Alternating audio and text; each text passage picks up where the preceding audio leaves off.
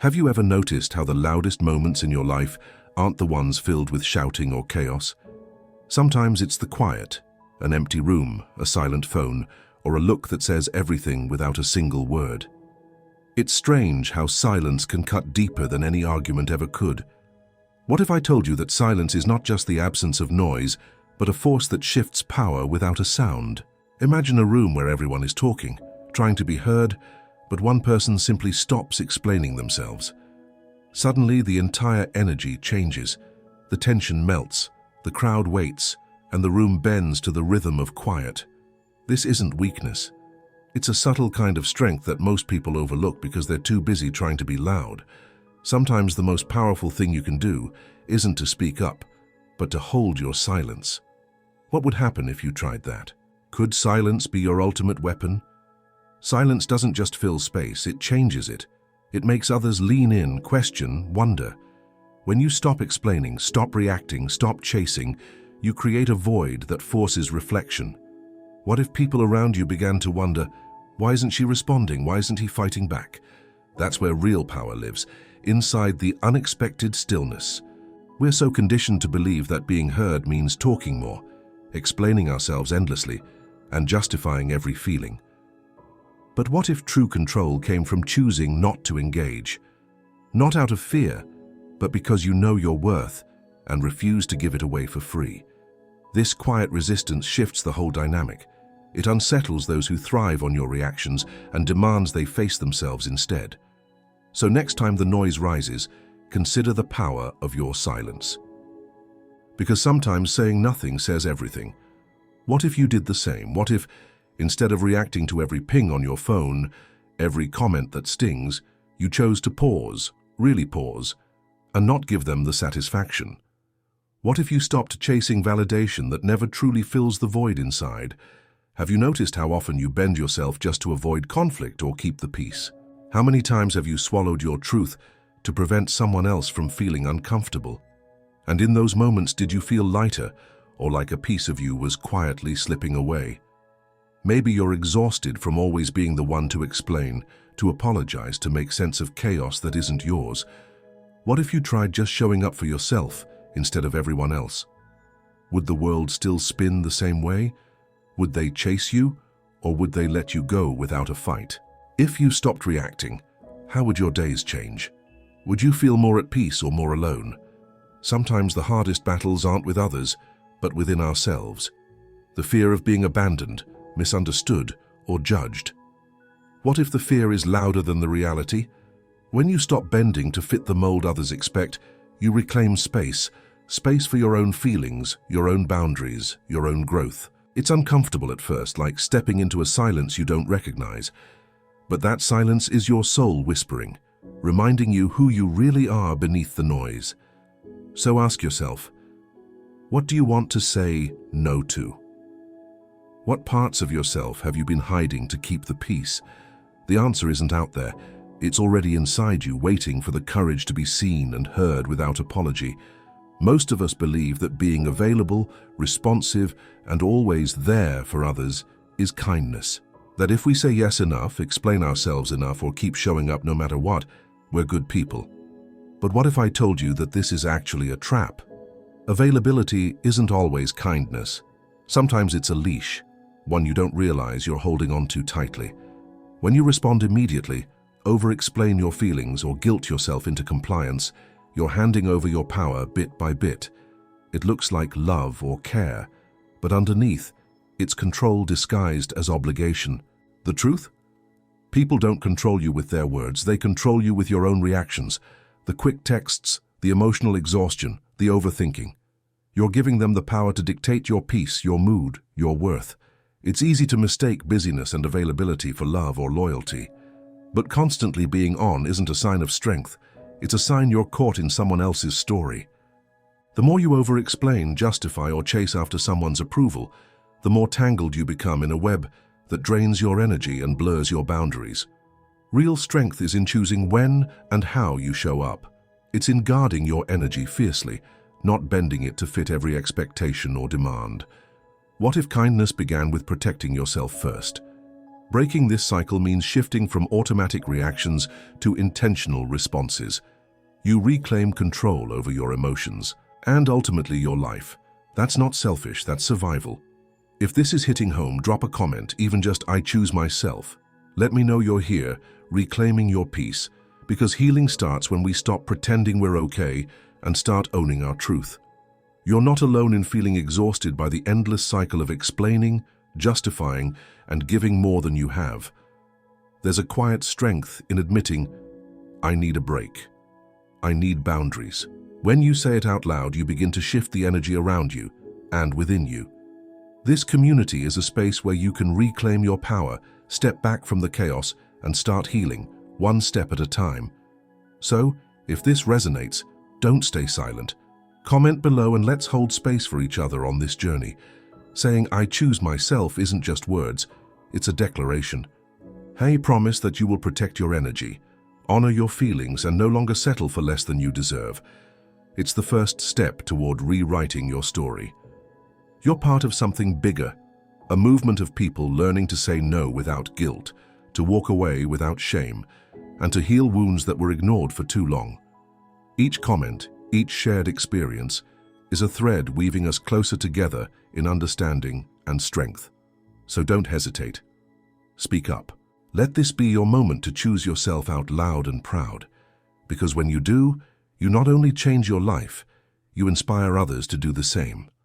Carl Jung said, "Everything that irritates us about others can lead us to a better understanding of ourselves." This profound insight reminds us that the people who trigger us most deeply are often mirrors reflecting our own unhealed wounds. Think about it. Every time you feel anger, frustration, or pain from someone else's actions, it's an opportunity to look inward. What part of you is being touched? What old hurt, fear, or insecurity is bubbling up beneath the surface? This isn't about blaming yourself, it's about reclaiming your power. By recognizing your triggers, you gain the ability to heal those hidden parts and stop handing over your emotional energy to others. Your reactions don't have to control you. When you overgive or people please, you're not just being kind, you're bleeding energy from wounds that haven't fully healed. Jung's words invite us to pause and ask, what am I really afraid of losing? Acceptance? Love? Safety? By facing these fears, you can begin to set boundaries that protect your emotional well-being. Healing isn't linear, but each step away from self-abandonment is a step toward wholeness. Understanding your triggers as messages, not judgments, allows you to shift from reaction to reflection. This awareness is the foundation of emotional freedom, where you no longer lose yourself in others, but find yourself within. Every time you say yes out of fear, you're abandoning yourself in small but powerful ways. It might seem like kindness or generosity, but what's really happening is self-erasure.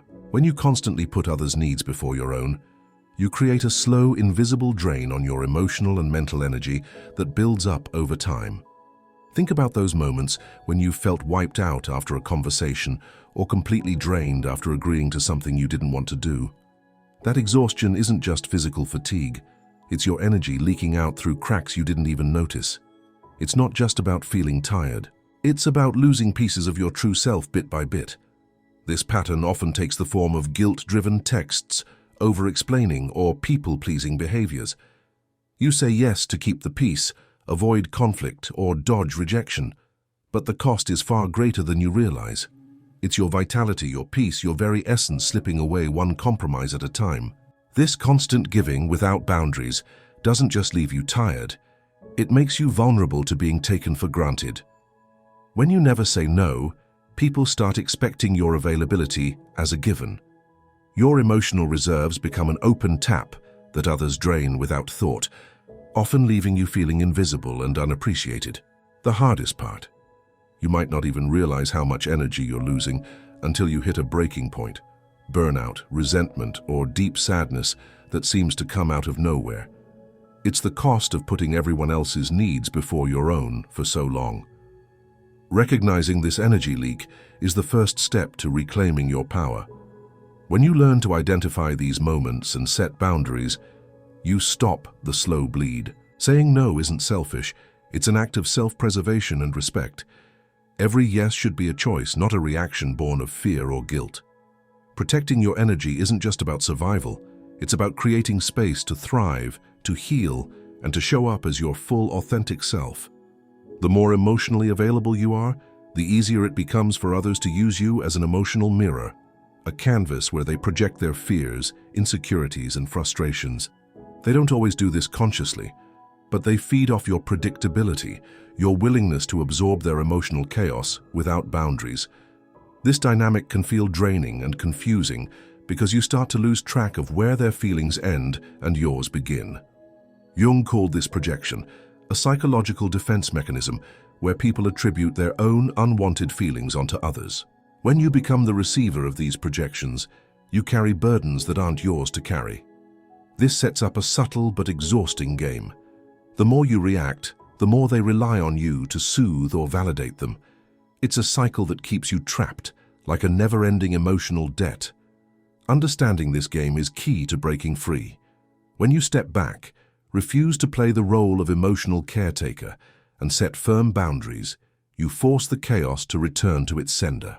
That's where healing begins, not just for you but for everyone involved. When you stop being the predictable emotional mirror, others have no choice but to face their own shadows. They can no longer dump their unresolved pain onto you like a safety valve. This shift can be uncomfortable, for them and for you, but it's necessary for real growth. Projection keeps you stuck in a loop of emotional labor that drains your soul. You become a container for others' feelings, sacrificing your own clarity and peace. But when you step away, you reclaim your emotional boundaries and begin to heal. This is not about shutting down or becoming cold. It's about recognizing when your energy is being used as a dumping ground and choosing to protect your inner world. Jung taught that facing your own shadow is essential, but equally important is refusing to carry someone else's shadow for them. You don't owe anyone your emotional availability. Sometimes the most loving act is stepping back, creating space, and letting others take responsibility for their own feelings. That's how you regain power and find peace. Silence isn't weakness. It's a form of presence, deep, intentional, and powerful. When you choose silence, you're not retreating. You're amplifying your energy by refusing to react on impulse or out of fear. This strategic silence shifts the dynamic from chaos to calm. Imagine how different conversations become when you stop reacting immediately. Instead of feeding into drama or escalating tension, you create a pause, a space for clarity, reflection, and control. This pause forces others to reconsider their words and actions, often unsettling the status quo. Silence allows you to respond rather than react. Reacting is impulsive and often driven by emotional triggers. Responding is deliberate and grounded in self-awareness. In this space, you reclaim your power to decide how and when to engage. By mastering strategic silence, you communicate strength without saying a word. It's a quiet confidence that speaks volumes and sets clear boundaries without confrontation. This is where real power lives, in the space between words. When you master the art of strategic silence, you no longer give others the satisfaction of an immediate reaction. You create a space where your energy is protected and your voice carries weight. This silence becomes a shield against manipulation and emotional exhaustion. Think of it like this. Silence is not empty. It's full of intention. It tells others you're grounded, that you won't be pulled into chaos or drama on their timeline. Instead, you respond on your terms when you're ready and centered. This doesn't mean shutting down or avoiding important conversations. It means choosing when and how to engage with intention, not out of habit or pressure. It's a radical act of self-respect and empowerment. When you stop reacting and start responding, you transform your relationships and your inner world. You shift from being controlled by others' emotional storms to being the calm in the center. That's real power, and it begins with a single choice: to be silent when it matters most. Comment below, "I protect my energy." This isn't just a phrase, it's a commitment, a declaration that you are done being predictable, done being drained, and ready to reclaim your power. It's the moment where you shift from reacting to responding, from chaos to calm.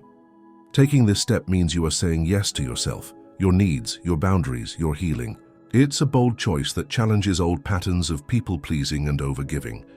When you say, I protect my energy, you're aligning with a new version of yourself, stronger, wiser, and unapologetic. This identity shift isn't easy. It requires courage to be misunderstood, to disappoint others, and to face your own fears of solitude. But it's necessary, because when you protect your energy, you create space to grow, to heal, and to thrive. So don't hesitate. Declare it here. Let's start this powerful journey together. This isn't loneliness, it's sacred space. When you start setting boundaries and protecting your energy, you might find yourself stepping away from people who once felt essential. The silence that follows can feel empty at first, but it's actually a powerful pause, a sacred space for transformation. Solitude often gets a bad rap as something to fear, but in truth, it's where growth happens. It's where you reconnect with your inner self, stripped of external noise and expectations. This space is not about isolation, it's about reclaiming your identity and learning to stand strong on your own. You're not losing people, you're losing roles you were never meant to play. Those relationships were based on old patterns that no longer serve your growth. Embracing solitude is like shedding a heavy coat. You may feel the cold at first, but soon you'll notice the freedom to move and breathe clearly. In this sacred solitude, you begin to hear the quiet whispers of your true self, those parts drowned out by noise and expectation. It's in this stillness that healing takes root, slowly but surely, giving you clarity about who you are beyond the roles and masks you've worn. Solitude can feel lonely, yes, but it's a loneliness that carries the promise of renewal. Instead of fear, it invites reflection, acceptance, and deep self-love. When you lean into this space, you're not giving up on connection. You're preparing to connect with more authenticity. This phase is a rite of passage. It's uncomfortable and necessary, like the cocoon before the butterfly. You're not losing friends or love. You're shedding attachments that no longer align with your true path. And in that shedding, you make room for new, healthier connections. Honor this sacred solitude. It's a gift, not a punishment. Through it, you're not alone, you're becoming whole. You don't chase, you don't explain, you don't shrink anymore, because now you've remembered who you are, and more importantly, who you're not. You're no longer the person who bends over backward just to be tolerated. You're no longer the version of yourself that silences their truth just to keep others comfortable. That version of you served a purpose, but its time is done. This is your rebirth, quiet, grounded, and unshakable. You've begun to see the difference between connection and attachment, between support and emotional labor. And now, you choose differently. You've grown too much to keep shrinking, too aware to keep playing small, and too powerful to keep giving your light away to those who dim it. This is what it looks like when you rise, slowly, steadily, from the ashes of old patterns.